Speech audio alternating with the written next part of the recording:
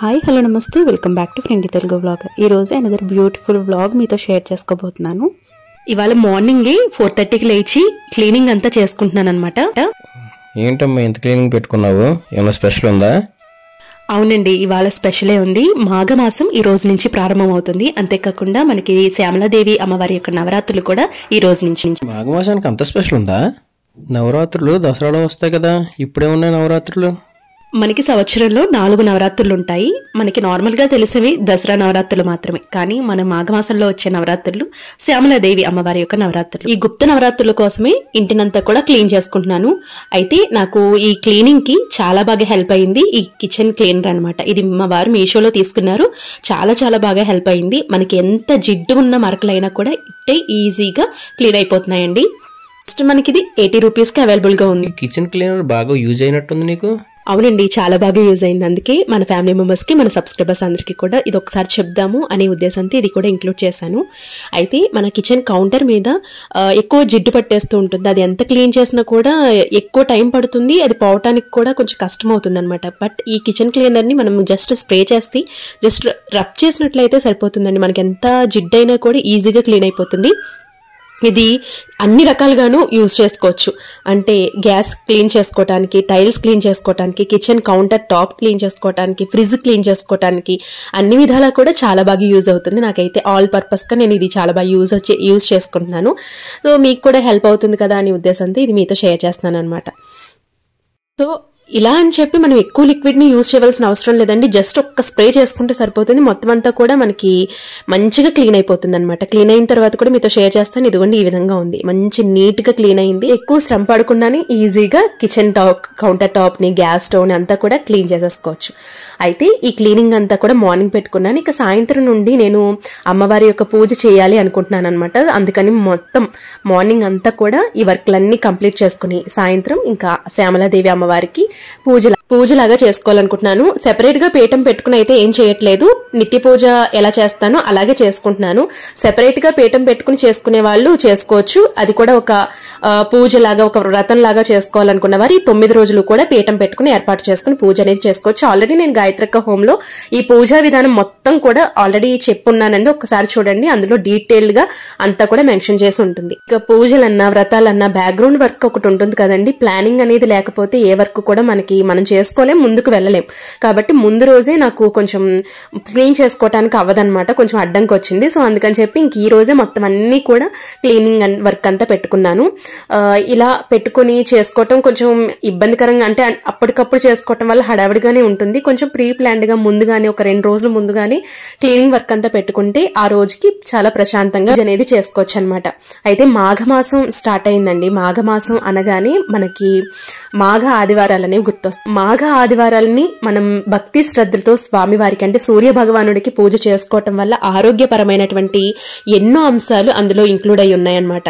ఎందుకంటే మనకి 4వ తారీఖున రథసప్తమి అనేది ఉందండి. రథసప్తమి పూజ అనేది శాస్త్రోక్తంగా కాకుండా సైంటిఫిక్ గా కూడా ఎన్నో విషయాలు అందులో నిమగ్నమై ఉన్నాయన్నమాట. కాబట్టి రథసప్తమి గురించి నేను నెక్స్ట్ వీడియోలో మీతో షేర్ చేస్తాను. మాఘ మాసం అనేది సూర్య భగవానుడికి అంకితం చేయవలసినటువంటి మాసం. ఎందుకంటే మాఘ ఆదివారాల్లో స్వామివారికి అర్ఘ్యం సమర్పించటం, స్వామివారి పూజ చేసుకోవటం, ఇట్లాంటివి చేసుకోవటం వల్ల ఆరోగ్యపరంగానే ఎంతో ఎంతో మార్పులు అనేవి మనం చూస్తాం. అలాగే మనకి ఏదైతే మనకి దీర్ఘకాలికంగా బాధపడుతున్నామో, ఏదైనా రోగాలతో బాధపడుతున్నామో అలాంటి వాటి నుండి కూడా మనం ఉపశమనం అనేది కలుగుతుందట. అయితే ఈ స్వామివారికి, అంటే సూర్య భగవానుడికి ప్రత్యేకంగా ఈ ఆదివారాల్లో పూజ అనేది చేసుకుంటే చాలా మంచిది. అంటే నాన్ వెజ్ తీసుకోకుండా కొన్ని విధి విధానాలు పాటిస్తూ పూజ అనేది చేసుకుంటే చాలా మంచిది. అందులోనూ ఈ మాఘమాసంలో మనకి గుప్త నవరాత్రులు, అంటే శ్యామలాదేవి అమ్మవారి నవరాత్రులు కూడా నిన్నటి నుండి స్టార్ట్ అయ్యాయండి. ఇవేమి గుప్త నవరాత్రులు 9 రోజులు చేసుకోలేని పక్షంలో ఒక్క రోజైనా, వసంత పంచమి రోజైనా మీ పిల్లల్ని కూర్చోపెట్టి ఆ పూజ అనేది చేసుకోవటం వల్ల వాళ్ళ చదువు అనేది అభివృద్ధి చెందుతుంది. అలాగే వాళ్ళకి జ్ఞాపక శక్తి అనేది ఉంటుంది. నెక్స్ట్ వాక్ చాతుర్యం అనేది కలుగుతుందండి.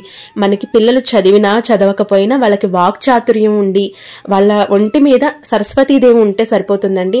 వాళ్ళు ఎక్కడికి వెళ్ళినా కూడా ప్రయోజకులు అవుతారు అనే ఉద్దేశం అయితే నాకు ఫుల్ ఫ్లెడ్జ్డ్గా ఉంటుందన్నమాట.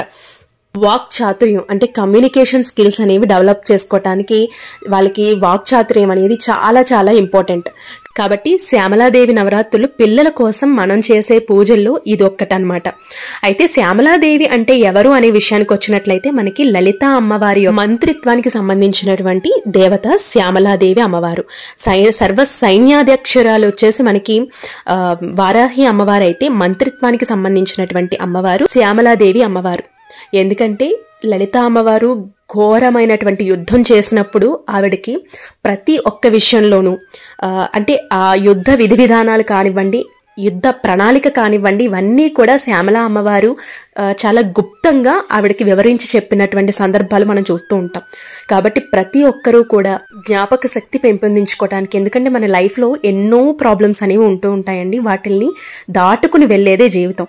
అందులో మనకి ఏదైనా ప్రాబ్లం వచ్చినప్పుడు మనం ఎంత చాకచక్యంగా వాటిని ఎదుర్కొంటున్నాము, ఎంత ప్రాబ్లంని ఈజీగా సాల్వ్ చేసుకోగలుగుతున్నాం, ఇవన్నీ కూడా తెలివితేటలు అనేవి మనకి రావాలి అన్న ఆ అమ్మవారి యొక్క దయ మన మీద ఉండాలండి. తప్పకుండా అమ్మవారికి పూజ చేసుకోవటం వల్ల ఇవన్నీ కూడా మనకి సమయస్ఫూర్తితో కూడినటువంటి తెలివితేటలు, వాక్ చాతుర్యం అనేవి అన్నీ కూడా మనకు వస్తాయి అనే ఒక నమ్మకంతో ఈ పూజ అనేది చేసుకుంటూ ఉంటాము. అంతేకాకుండా భార్యాభర్తలు ఇద్దరూ కలిపి పూజ చేసుకోవటం వల్ల కూడా భార్యాభర్తల మధ్య సఖ్యత ఉంటుంది అని మనకి పెద్దలు పురాణాలు చెప్తున్నాయి. కాబట్టి ఈ శ్యామలాదేవి అమ్మవారి యొక్క నవరాత్రులు తప్పకుండా అందరూ ఆచరించడానికి ప్రయత్నించండి.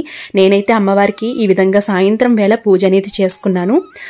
అలాగే ఈరోజు నైవేద్యంగా పప్పు అన్నాన్ని నైవేద్యంగా పెట్టానండి. చాలా చాలా మంచి పూజ అనమాట. మనకి నార్మల్గా నవరాత్రులు అంటే 4 నవరాత్రులు సంవత్సరంలో ఉంటాయని తెలుసుకున్నాం కదా. దసరా నవరాత్రులే మనకి తెలుసు. కానీ శ్యామలాదేవి అమ్మవారి నవరాత్రులు చేసుకోవటం, వారాహి అమ్మవారి యొక్క నవరాత్రులు చేసుకోవటం ఎంతో విశేషం అనమాట. వరాహి అమ్మవారి యొక్క మనకి అన్ని పురాణాల గాథలు కూడా మనకి ఆల్రెడీ తెలుసు.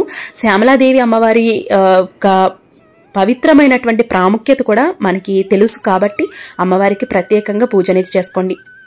శ్యామలాదేవి అమ్మవారి యొక్క పటం మీ దగ్గర లేదనుకోండి, లక్ష్మీదేవి అమ్మవారి పటం అన్నా పెట్టుకోవచ్చు, లేదంటే కనకదుర్గమ్మ అమ్మవారి యొక్క పటం అన్నా పెట్టుకోవచ్చు. అయితే మీరు ఒక వ్రతంలాగా, ఒక పూజలాగా, ఒక దీక్షలాగా చేస్తున్నామంటే విధి విధానాలు తప్పకుండా పాటించాలి. లేదు మేము ఒక నిత్య పూజలాగా చేస్తున్నాము అంటే క్లిష్టమైనటువంటి విధి విధానాలు ఏమి పాటించకుండా జస్ట్ నార్మల్గా పూజ అనేది చేసుకోవచ్చు అనమాట. మీరు ఎలా చేసినా, ఎంత అట్టహాసంగా చేసినా కూడా భక్తి శ్రద్ధ అనేది ఇంపార్టెంట్. మీరు అమ్మవారికి పూజ చేసుకోవాలని సంకల్పించుకోవటంలోనే ఆ పూజ అంతా కూడా ఆధారపడి ఉంటుందండి. అమ్మవారి వరకు మీ పూజ చేరాలి అంటే భక్తి శ్రద్ధతో అమ్మవారిని కొలవండి. తప్పకుండా మన పూజ అనేది అమ్మవారి వరకు చేరుతుంది. అయితే ఈ విధంగా సింపుల్గా పూజ అనేది చేసుకున్నాను. నాకు తోచినంత వరకు నేను ఈ విధంగా పూజ అనేది చేసుకుంటానండి. ఎందుకంటే నాకు 2 పిల్లలతో పూజ అనేది ఇంకా ఒక పీఠం ఏర్పాటు చేసుకుని చేయాలంటే అవ్వదనమాట. సో అందుకని చెప్పి నేను నిత్య పూజలాగా పూజ అనేది చేసుకుంటున్నాను. అయితే శ్యామలాదేవి అమ్మవారి యొక్క పూజ పీఠం ఏర్పాటు చేసుకుని ఎలా చేయాలి అనేది అంతా కూడా నేను గాయత్రక్క హోమ్లో అప్లోడ్ చేస్తున్నాను. పూజలకు సంబంధించినటువంటి వీడియోస్ అన్నీ కూడా గాయత్రక్క హోమ్లో ఉంటున్నాయి. ఒకసారి చూడండి, మీకు చాలా డీటెయిల్గా అర్థమవుతుంది. ఇక్కడ ఏంటంటే నా బ్యాక్గ్రౌండ్ వర్క్ ఎలా ఉంటుంది, నేను రోజు ఏ పనులు చేసుకుంటాను అన్ని కూడా వ్లాగ్స్ రూపంలో ఇందులో ఇంక్లూడ్ అయి ఉంటుంది. ఎందుకు అంటే మనం పూజ ఎంతైతే ఇంపార్టెంట్ ఇస్తామో దాని ముందు చేసుకునే వర్క్ కూడా అంతే ఇంపార్టెంట్. దాన్ని ఈజీగా చేసుకున్నాం అనుకోండి, పూజ కూడా మనకి చాలా ఈజీగా అవుతుంది. నా వీడియోస్ రూపంలో ఈ పనులన్నీ కూడా ఎంత ఈజీగా చేసుకోగలము అనేవన్నీ కూడా ఇందులో ఉంటాయన్నమాట. అయితే మన సబ్స్క్రైబర్స్ ఎవరైతే ఉన్నారో వాళ్ళు నాకు చాలా బాగా సపోర్ట్ చేస్తున్నారండి. అండ్ అలాగే చూసిన ప్రతి ఒక్కరూ కూడా సబ్స్క్రైబ్ చేసుకోండి. ఇదే మీరు నాకు చేసే హెల్ప్ అనమాట. సబ్స్క్రైబ్ చేసుకోవటం వల్ల నాకు ఇంకా మోటివేటివ్గా ఉంటుంది. ఇంకా మంచి మంచి వీడియోస్ అనేవి మీకు తెలియచేయాలనుకుంటున్నాను. అలాగే శారీస్ గురించి కూడా చాలామంది కామెంట్స్ చేస్తున్నారు. అవన్నీ కూడా నేను రేపటి వీడియోలో మీతో షేర్ చేస్తాను. ఇంక్లూడింగ్ అన్నీ కూడా మీకు డీటెయిల్గా ఎక్స్ప్లెయిన్ చేస్తాను.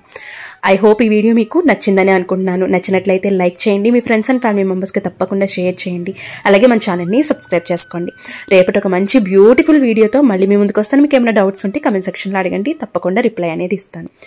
థ్యాంక్ యూ ఫర్ వాచింగ్ అండి. రేపటి వీడియోలో మళ్ళీ కలుద్దాం. అప్పటి వరకు నమస్తే. ఓం శ్రీ మాత్రే నమః.